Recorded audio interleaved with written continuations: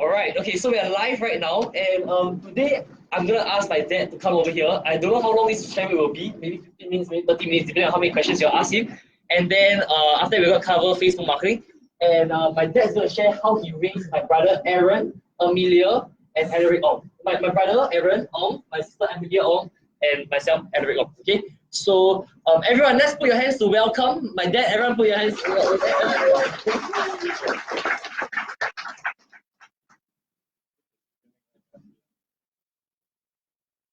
How many of you are parents? Oh, that's quite a big group, I guess. Yeah. How many of you are going to be parents? I'm the parents of 3 grown-up child now, right? Yeah. And as I already shared with some of you, that I was a stay-at-home. They call it house husband in those days. Yeah, it was very difficult in 1990s, right? Because when I see my neighbor say, okay, today off day, yeah. Every day see you off day. Yeah. Then I have to tell them I'm a stay-home husband now. Yeah. Okay, I want to thank you all for giving me an opportunity to stand here to share my experience. Yeah, can you all hear me from behind? Yeah, okay. My presentation is such that it's going to be a natural flow. Yeah, so I am going to say, why did I raise my children? The first with 3 names, like Amelia, Aaron, and Alaric. Why? I think the mother is Veronica, so it's B. Yeah, so I'm Adam A. So I was a bit selfish to use A as their name, right? That is not a reason. Because, you know, when I walk, I have disability. I had a very hard time growing up. I have to be a fighter, yeah. Because the world is so cruel. And I'm not going to bring my children. They are because when they are here, right, it means they are all successful, right? Correct or not? Right? They talk about millions of sperm and 1 egg, and then if you are here, means you are successful, right? Yes. But the environment, the school, the friends, the peer, everybody is going to kill you. Correct or not? Yes. Because they are going to create limiting thoughts to you. Okay, like I say, I'm going to think. I don't just talk about parenting. I have to be able to share with you that everyone will benefit from my experience of raising my children. Sounds good? Yeah. So I just introduced that. Now, when I first bought a house, HDB flat, right, in those days, 1991, yeah. I chose a place near the library, and the house cost me those days now it's cost cheap, but those days was 95,000. When the market price of the average 4-room flat was like 87. So my friend said, Adam, you're so stupid. Why you buy 95,000? To me, it was like, I think I was quite smart because I want the library. To pay a few thousand more for the library, I think it's worth it. Because I know I'm going to raise my children. And they're going to learn how to read. And then later on, when they grow up, they're going to read to learn. So I invested in that. And I think I made a right decision. As you can see that Alaric and my children, all that, they grow up to read. And that's how they learn a lot of things. Yeah. There's one more thing I want to share with you is, when you're growing up, I wrote down this thing.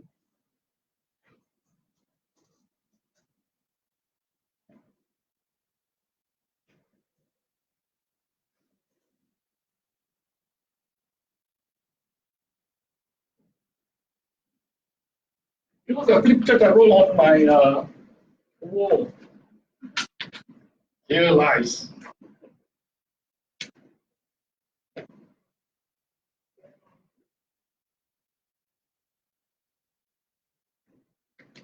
Those can see behind the word.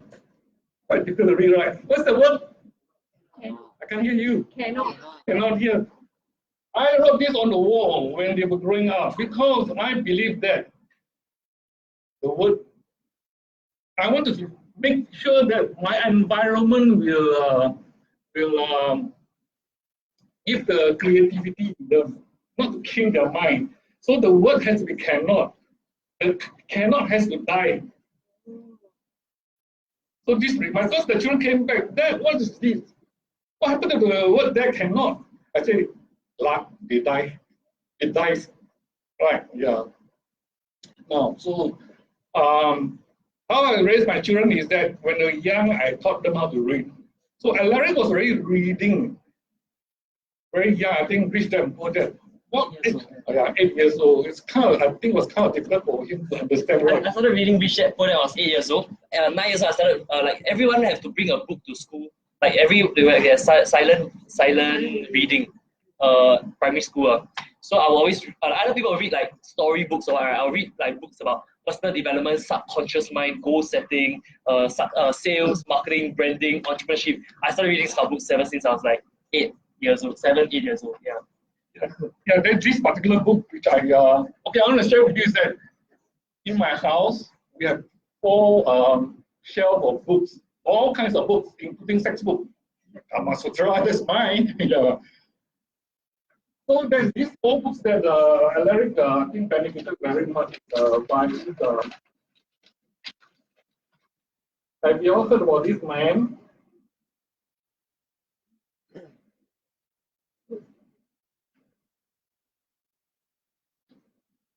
He was born in 1908 and died in 1998. He wrote a few books, and I bought all of his books.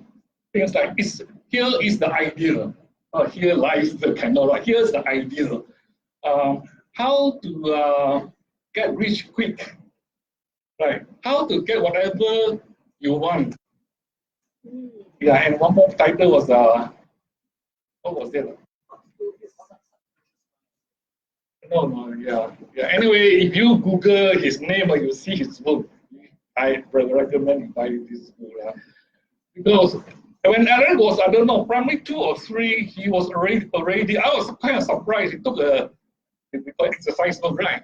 He was already summarizing each chapter of the book. Was that primary one that you summarized those books?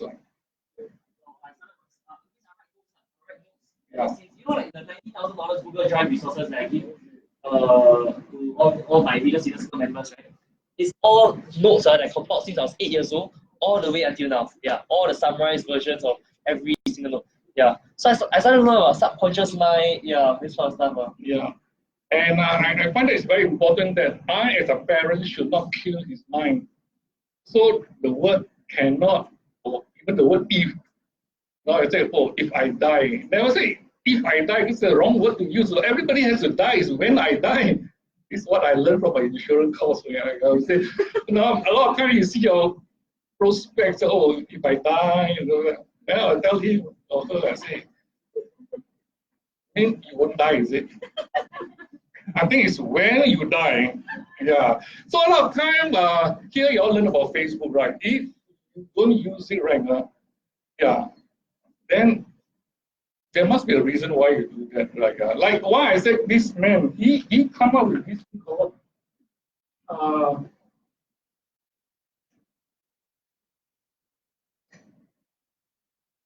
yes, I'm not PMS right now. PSM, proven success method. So what you all learned today from Alaric is the method that was proven successful. So if you're not going to follow, it's because you have some limiting thoughts, right?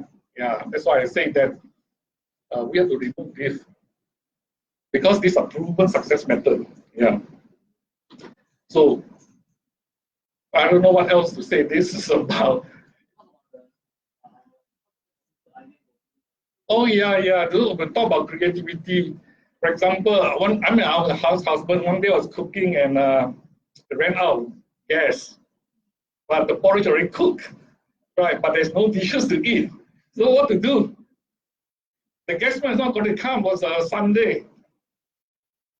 So I will say, okay, bring the electric iron here. So they can bring an electric iron. Then I wash it, wipe it away, turn it upside down, and then I fry eggs. They were surprised that electric iron is not for ironing clothing, man. I say, if you use your imagination, we can fry eggs, right? So I have to teach them about, creativity, thinking out of the box, like they say, right? Yeah. So what else do you want to say? Yeah. Then when they were young, right now, I have to keep them to think positively. That means that we will always think how to be creative. For example, in for 1 month, we have been brainstorming on dinner table, right? How to create a board game, called a board game, right? We call it Harmono. Because my wife was serving the Salvation Army, and she was organizing event for the whole people, and they have this intergeneration. The government likes to, intergeneration something I've forgotten that. Yeah, it's like how to create intergeneration relationship in our society. So we had to play game, right? So we came up with a game, and and it has to relate to intergeneration. And for 1 month, we worked on it and came up with a game. Yeah. That's all I can speak. How do you groom your children? How do I groom my children? Yeah, since young. I think very important thing is never say cannot. Okay. When I share with you, there are some people who ask me, Adam, what happens if they want to do bad thing? Yeah. How can you say cannot? How can you say can to hear it? Right? I say that if you raise them up, they will not be able to do bad thing. If a good trees right now will not grow bad fruits. What's your parenting tip? Parenting tips is that you have to really love them. Love them means have time to listen to them. When they come back from school, right, you interact with them. You lead by example. You have to live an example because as a parent, right, the children are looking at the father, not so much on the mother. They need the mother when they were growing up because they need to suck their milk, right? But when they grow up, maybe about 5 or 6 years old, they really are looking at the father. What is the father doing? Right? Because they want to check their identity, What are they doing and that? Is it acceptable by the parents or not? Right? Are they being accepted by the parents or not? They may not say it, right? But they are checking. So we have to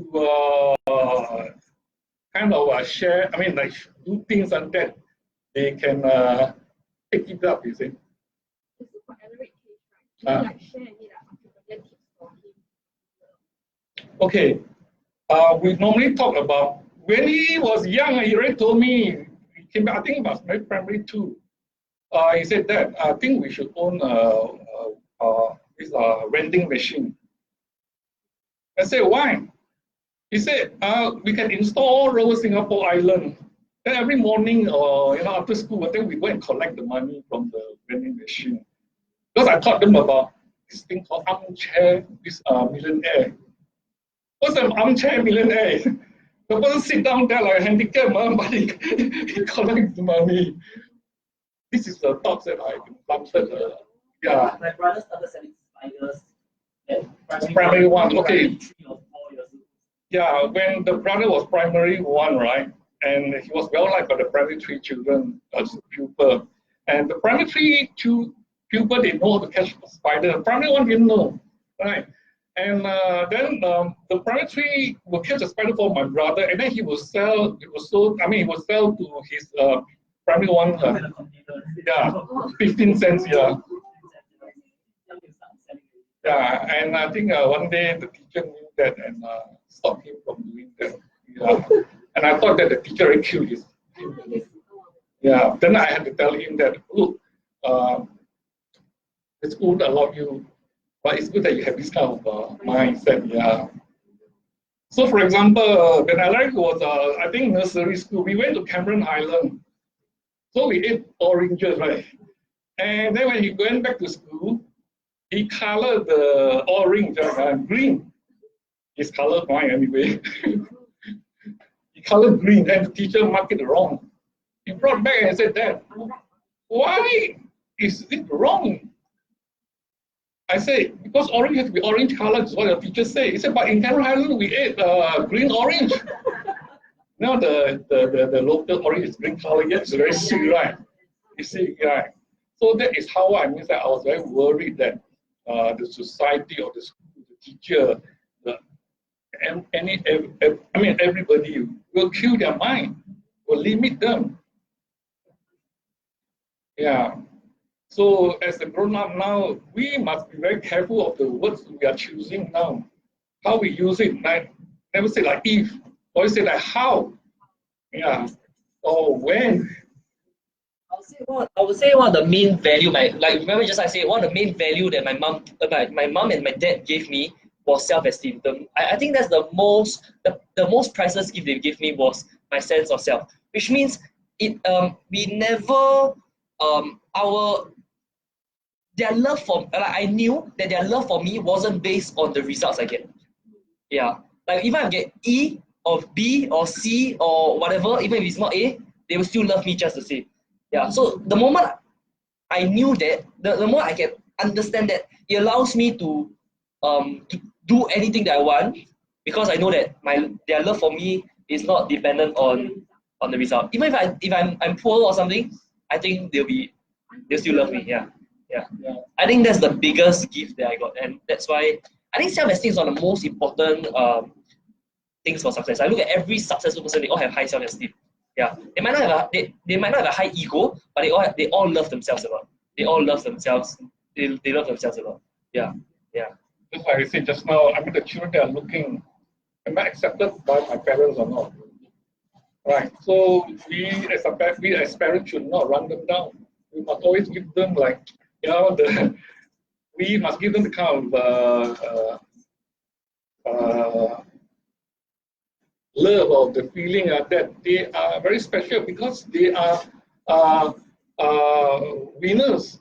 Like I say, why I name them A? Because A stands for what? Aces. A in school, now you got A plus and all that, right? So I want to remind them, hey, anyway, you all are aces. Yeah. I shared it with my client, then one of the ladies said, Adam, my name is Florence. That means you're saying that I will fail? I said, no, depending on what you choose. I look at you, you're fabulous, you're fantastic. So it's how you think, Then we have Dennis who left just now. He's not here, but we said, oh, so my name is D. D is not very good, right? But I would say it's very good because it's distinction. So it's how you choose your word. Whatever we learn here, right, it doesn't just apply for parenting and everything. It applies for how you lead a team. It applies for leading a team, coaching a team, nurturing a team is exactly the same, right? So the same skill set to parent child is the exact same skill set to nurture a team member. Yeah. So just now I overheard Alaric saying he wants to be a billionaire. He wants to be a billionaire. I don't know how to write the figures billion. Is it 6 figures or 9 figures? It's pretty difficult, no. But I believe in him. I believe he will make the billion because he already has this in his thoughts. Right. I have to believe he will make it, and I know he will make it. So it's like now you're learning the Facebook marketing. Like, what is the belief? How much do you really believe that it can be true? And I say it can be true because of the PSM, proven success method that he has done. You can even do better when you think a little bit more.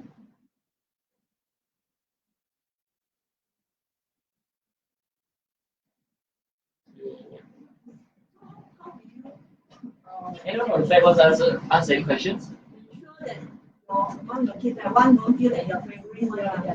That's a very good question. Thank you very much. What's your name again? Yes. feelings, right? Yeah. My children never ask me, but I'm sure they will think whether, yeah. But I was quite naughty. I told Aaron, I mean, I look at Aaron, I said, look, Aaron, how much you love Daddy? $2. He was like, 3, 4 years old, $2. Yeah. Okay, as they grow up, we tell them that we actually love the children, not all the same. But we love them what they need.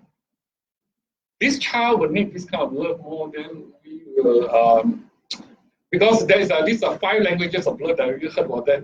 That some people need affirmation. You have to keep telling them, "Hey, I love you, or what." They need to hear that. Some they need the touch. Some they need the gift. Right? So you see, what kind of needs your child needs. Then you can give them more on that. Because all you want is that you want them to excel in their life. So when Aaron was very little, I think probably 5 or 6, and it was a holiday. He was very bored with me. Then said, "Dad, I'm very bored. What should I do?" I said, "If you are bored, you take a train to go to Segamat, is my hometown." I said, "You take a train to Malaysia." I said, "You take a train to Segamat." Then he said, "But I don't know how to go." I said, "Okay, look, this is a map I show you." I sent it to the railway station. You take the train, you go to Segamat, you alight, and then you just walk and you follow the map. Those days no GPS, right? Yeah. That's like cross this overhead bridge and all that. So he followed, right? Yeah. Then he went to visit my sibling. And you only brought like less than $100. No mobile phone or anything like that. Those days no mobile phone. Have a handphone. They call it the Motorola. Yeah. By God time. Only the insurance agent. I think my parents would have to bring their kids 12 years old to go overseas without going with them. And we only like $100 change. I think 100 ringgit only or something. Yeah. I think it's less than that because I think maybe 50 ringgit only I give it. Because it's a child, cannot give you too much money, Yeah, it can be wrong, right? Yeah. He asked me this question, said, "Dad, what happens if I cannot find?" I said, "Cannot find, just walk back to the railway station and wait for the next train to go back to Singapore." So he visited my sibling as well, my brother, my elder brother. Straight away called me. What the? He's quite vulgar and what the because when he went to visit my brother, he called uncles, and my brother, "Who are you?" "I'm Aaron." "Oh, Aaron, I can't recognize you. So oh no, yeah. Where's your dad?" "Oh, my dad is in Singapore." "Then how you came here?" "Oh, I took a train here." My brother was, boy, then he straight away took the phone and called me, Yeah. I say, he's a guy. How bad can he go wrong? Yeah, another question you may have to ask. Why I'm a very daring father? Because everything I do them there's no cannot. Everything is can, right? Except anything that they will die. It's cannot. Right? That one cannot say. If anything that they want to do, they can die. I mean, a high chance of dying, right? Like if they have to do the skydiving and they do not, So that I would say that's quite safe. If they want to dive into the water, right? Which they're only a swimmer, they may die, right? Then that is cannot. Other than that, if they don't die, you just have to let them do. But if that is what they want to do. So my son Aaron became a monk in Thailand later on, right? Because he was exploring his life, and one day he was in Philippines. He wrote me a letter. He said, "Dad, you taught us about financial freedom." Because I was very Robert Kiyosaki. I used to teach a cash flow game. I spent a lot of money on those days courses with success resources. So I taught them about. I cannot say taught. I shared with them about financial freedom, which I learned from Robert Kiyosaki. But my son, he wrote to me and said, "Dad, I think financial security is not important. If you really want to have security, it's not to have anything. I was like taken aback. It is. Huh? If you really want to have security, it's not to have anything. You know. Financially free and people don't need money. Yeah. So in Philippines, he donated all his money to the orphanage, and just enough money to go to Thailand. And then he went to seek for a temple, and then he became a monk. Means got nothing. So it's the same thing with my daughter. My daughter, okay, my job is I would say I'm spiritual in the sense, right? Yeah. So my children, they are quite spiritual in that sense also. So my daughter, okay, let's talk about a little bit of God, right? One day I came to realize there's God, right? So then I was given, they call it give, to help people. So I was helping people, but I wasn't charging anybody, right? Then I say, God, if you let me do your work, my children, how about their education? The message came to me is that all your children will have tertiary education. I said, okay. So I told my children. Then Amelia was studying A level. And he got straight A's, right? And he applied for a scholarship. And none of them replied. She went for interview once at SMU or where. And there wasn't any result, yeah. So came 3 days before her birthday. And then she told me, Dad, you prophesied that I will go to university. But it's so late already, the school going to start in August, you know. Then he said, you know, Dad, do we side lah. So I kind of ran into my room. Right. Then there was a Sunday, the SMU had the open house. She and the mother went to the open house, and sitting right in front of him happened to be the dean of a business or what. And then she tapped on his shoulder and said, Dean Ong, how's my application? Then he looked at her and said, email me tonight. So she emailed him. The next day was the morning, the secretary called, you know, Dean Ong want to interview you, come on Wednesday. And Wednesday was her birthday. And she called me when she got a scholarship. And then, look inside. You know, on her birthday, you know, the universe gave her a okay, I didn't come from a rich family. At that point of time, right, the reason why they did a scholarship so badly was because they didn't have money to send her to university if they had to pay the school fees. So her complete university education was sponsored for by that scholarship. Yeah, and so that's why she needed it so badly. No born scholarship. So she, on the third year, she went to Poland for her, what they call extension program, exchange program, right? Yeah. I said, why you chose Poland? I said, Poland is cheap. So they were given like something like $10,000 to spend. So she went to Poland, and that's where she went there. And then she found there is God. Although she was a baptized Catholic, but she found there there were many experiences of God and meeting a lot of nuns and all that. Then she told me, say, Dad, I want to be a nun. I want to stop my fourth year. I said, cannot. This is what you use cannot. I said, you are given a scholarship, you deprive somebody of scholarship, right? And then you want to give up, right? Cannot. So I said, you must finish the race. Better what you do, get a degree. So she got her accountancy and management, business management or double degree. Yeah. So now she is a nun in Spain. Yeah.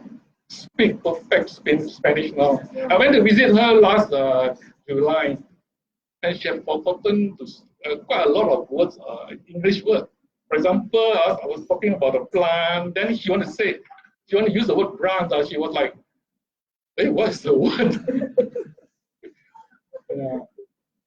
Now, too many people will say, hey, she's a graduate of accountancy and business management, right? And now she's a nun. It's just a waste, you know, like to Most people they will say this way, but to me it's no. Because if this is what she wants to do, she must go and explore. If this is what you want to do, you must go and do it. If you don't do it, you are betraying yourself. This is my belief. You are betraying yourself.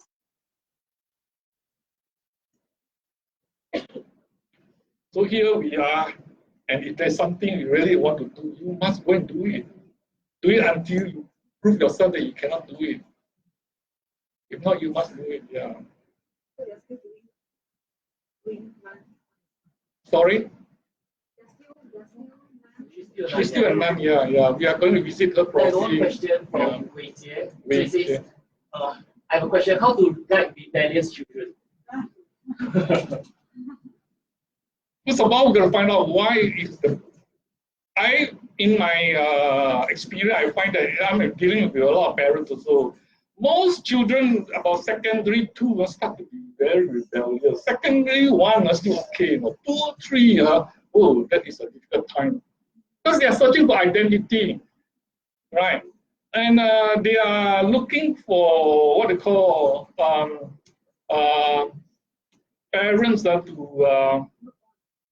look on, to acknowledge them. So I have people who children, they come back from school, especially Sec 2, Sec 3, right? They lock themselves in the room, play the computer games or whatever. So the mother usually will be very upset. So say, how am I, right? What happened? How am I going to get close with my child? I say it's very simple. Every time when the children come back, right, make lemon tea or something that they like to drink, and serve him or her, right? Every day you serve. One day surely you will touch them, and then when you start to talk with them. But as they were growing up, we should be involved with their life. We should try to be like my children always say, "Dad, you're like my friends." Because from young, I taught everything with them, including sex education. At primary 1, 2, we talk about sex already. I mean, some people say, "Hey, they cannot understand." I say you will have to start to talk to them about sex, because then they start to think, right, and how to respect women. Because they have got so many questions. Why this? Why that? Why this thing turn hard? How are you going to explain? Oh, like this is why. Right? They may not understand the physiology of it, right? But you give them some idea that they can think about, and one day they'll get the answer. I hope I can my answer to the chair. Yeah. Okay, so Audrey asks, it must have been emotionally hard to let your siblings and yourself go and do your own stuff. What did you do to facilitate the head-heart connect? Like means like to let your children go overseas, and it was hard for you. It must be hard for you to detach, right? You fully detach. Okay. We have to think in this way that if we stop them, if I stop, I mean, I love my daughter very much. Okay, maybe I share like this with you. When I was starting a family, right, I only want to have 2 boys. I was very selfish because I don't want to have a daughter.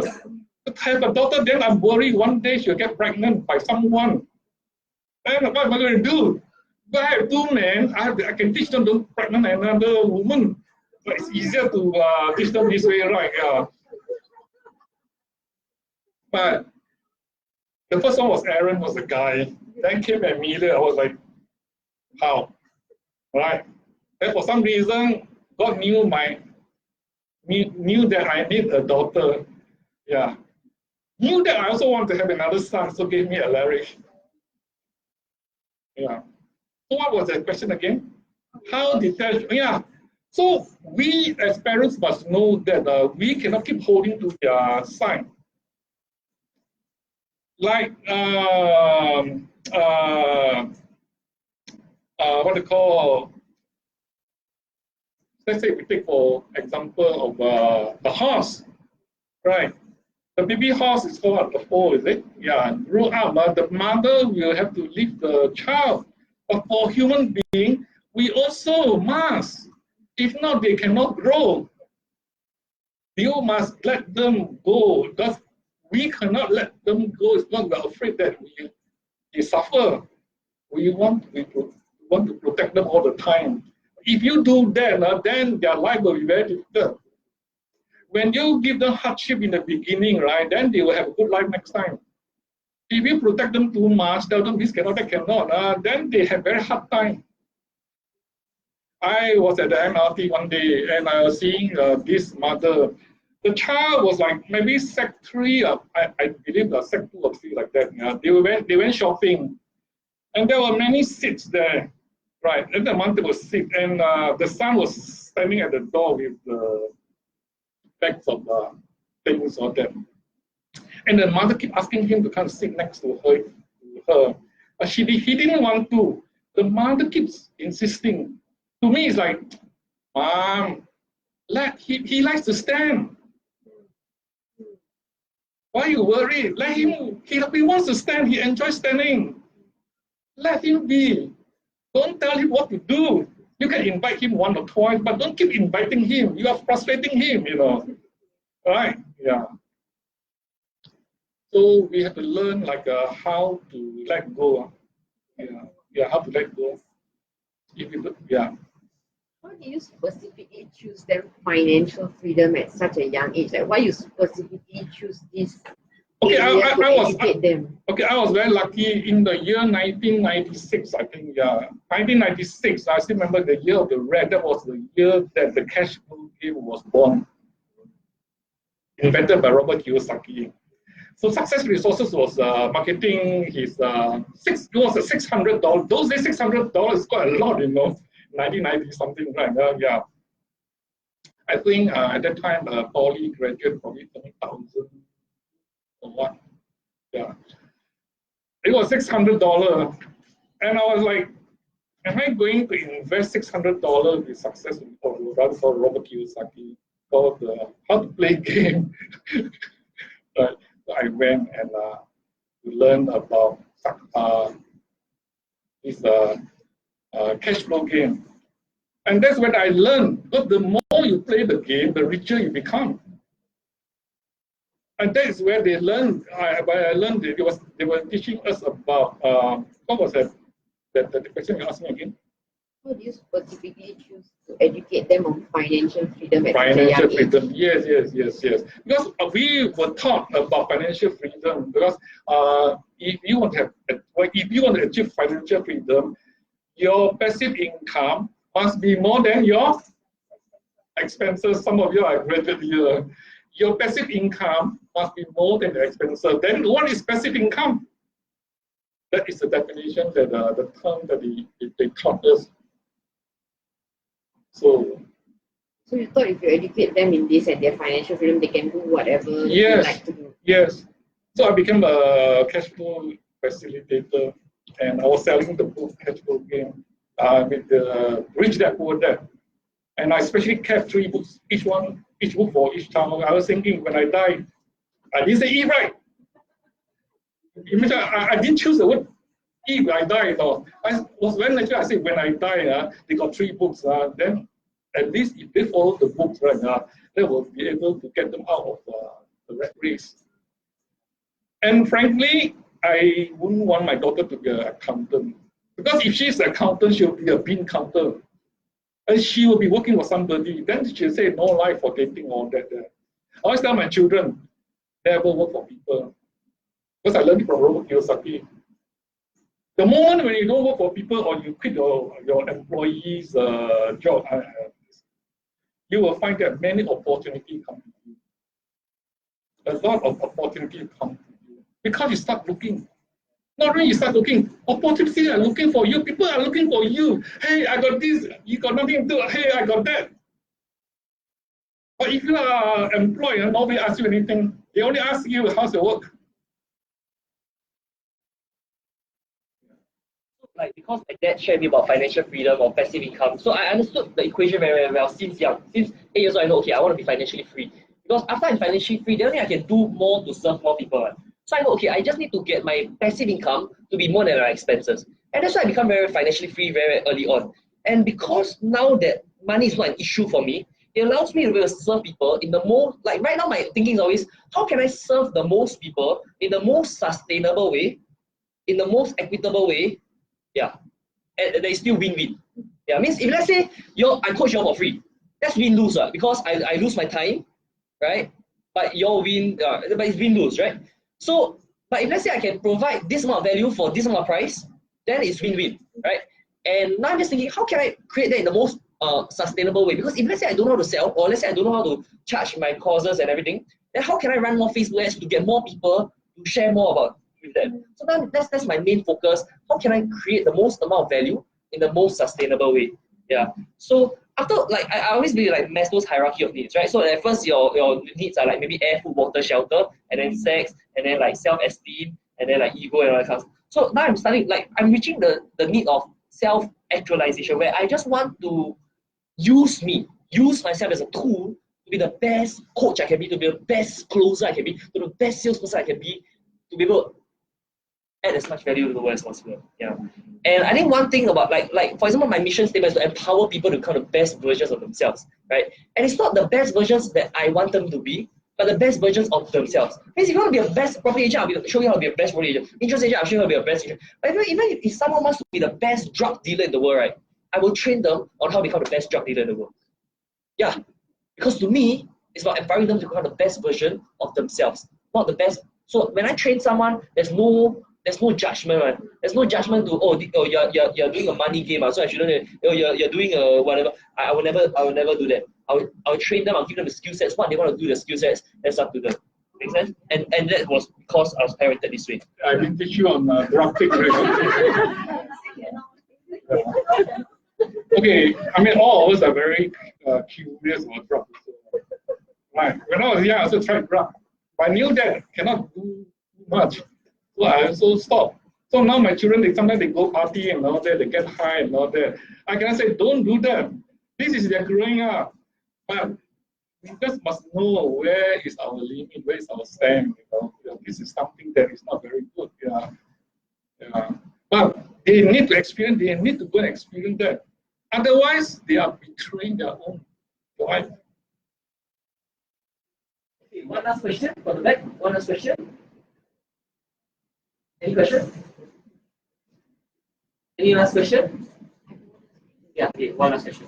So do you think that, do you significantly see that he had some talent in speaking and then you improved it, or you thought this would be a key to financial freedom and then you taught him how to do it? Sorry, Alaric can share. Okay, I took up a course called Powerful Presentation by Bless. Have you all heard about him before? In those days, it was like 1,004 Sing dollar. I mean, I don't really have lots of money, but I believe that was a very good cause. But when you believe that and you want to do, if you really want to do, the money will come. And it was the last day of the next day will be the presentation, was the class, and I didn't have the money. So I was like, what am I going to do? I was like kind of projecting this out. Thought, how can I find the 1,004? But the universe is so fair to me. And there was this guy called Ken, I still remember his name. He was sitting next to me. I was just like doing nothing down there. He said, Adam, are you signing up for the course? I said, I want to, but I don't have 1,004 at this moment. He said, good. I talked to DC. DC, she's still around, right? Yeah. She talked to DC. DC said, okay, since he wants it, give him $700. Ask him to come tomorrow. 700, I can find half the price. I went to attend the powerful presentation, and I learned about presentation. And so when Alaric was growing up, right, I found that, hey, this boy can talk. I think he can talk. Or rather, he was asking me, hey, how to do the show and in school they call show and tell, right? I said, look, this is what you do. All right, scan the room and roll the people in you up to the end of the wall. Feel that you're like blowing what they call a condom. Condom is very, it won't break so easily, right? Blow as if I can reach up to the end of the room, yeah. scan that, enroll the people, ask them a couple of questions so that they pay attention to you, right? Then tell them what you're going to tell them. But are you qualified to tell them? You got to earn the rights. Then you tell them why you can tell them. And then you acknowledge them. And then you promise them that you will give the best you can for the time they spend with you. Are you all spending a good time with me? I can't hear on the back. Now I can hear it. See. Yeah. So it's how we do our projection. It's very important. I have a heart problem now, but my energy is very strong. My voice is still very strong. I don't need a microphone, but it's good to have. Yeah. So it's about everything we do, we must do with the energy. Yeah. Answer your question?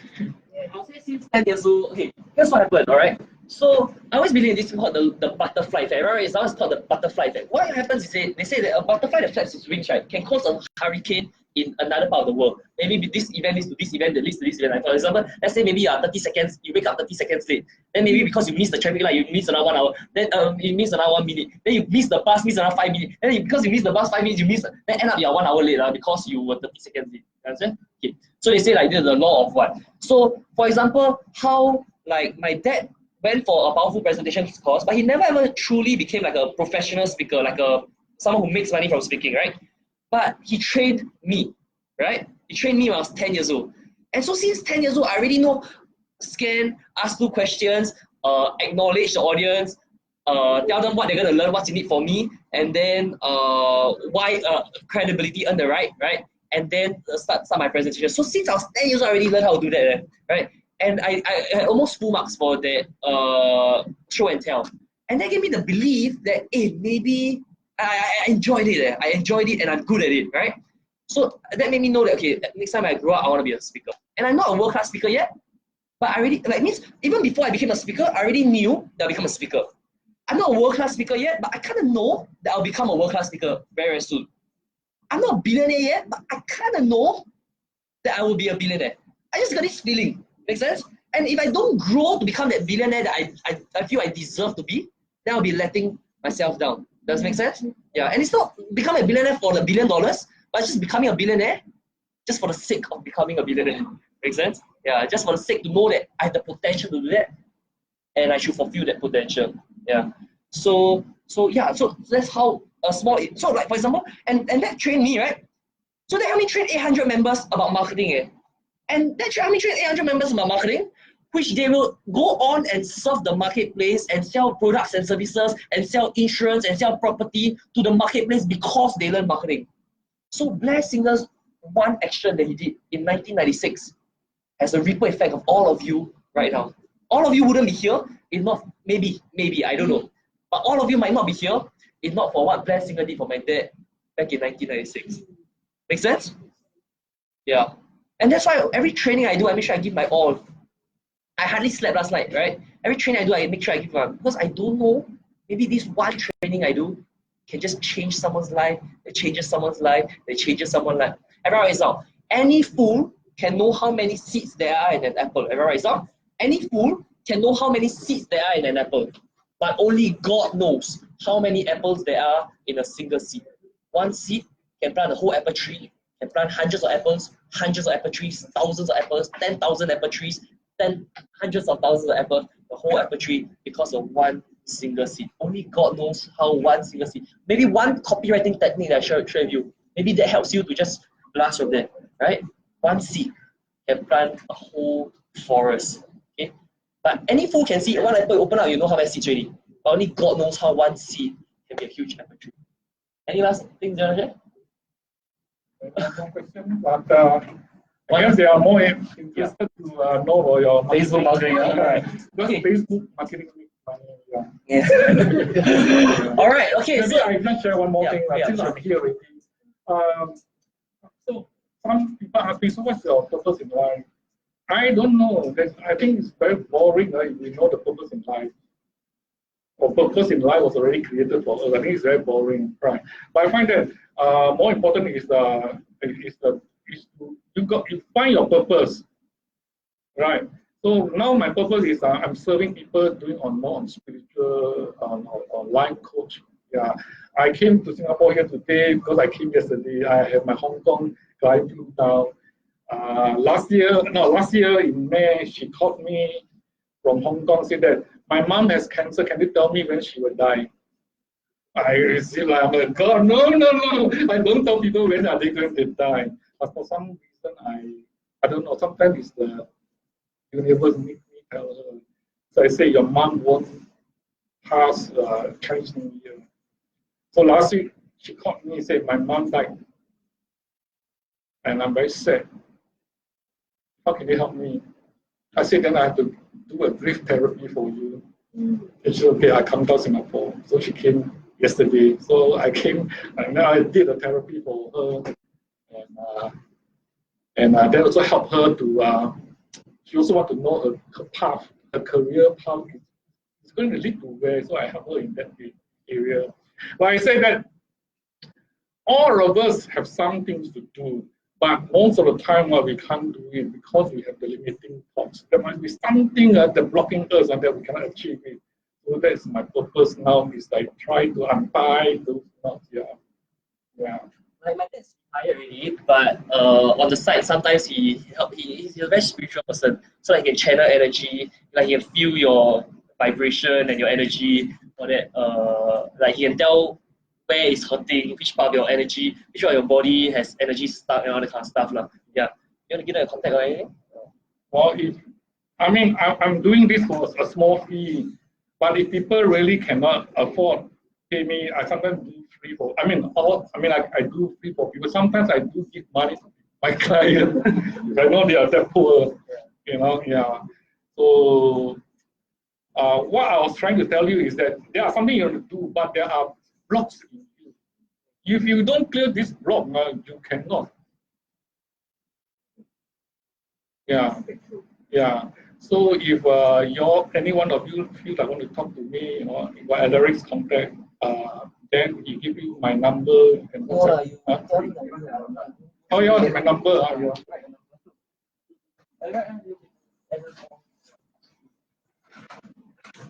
Oh, you want to ask me more parenting things or whatever you want to ask me, you can ask me. Or any mindset stuff or.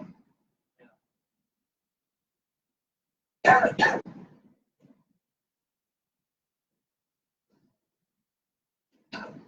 you can see down the number.